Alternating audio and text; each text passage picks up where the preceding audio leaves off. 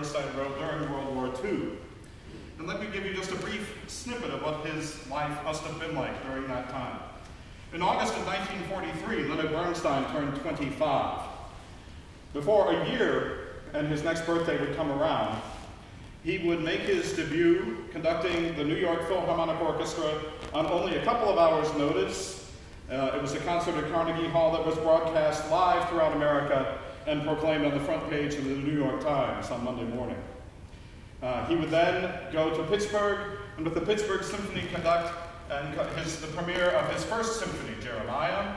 He then had a ballet open with New York City Ballet called Fancy Free, and his first hit musical hit Broadway, and it was On the Town.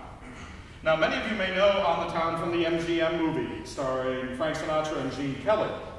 But the studio chiefs, in their infinite wisdom, decided Bernstein's music really wasn't appropriate and cut all of it, really, except for New York, a wonderful town. They left that, and everything else was by studio composers.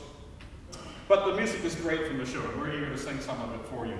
Of course, it's the story of three sailors that have a 24-hour pass to experience everything New York City has to offer. And of course, that means women.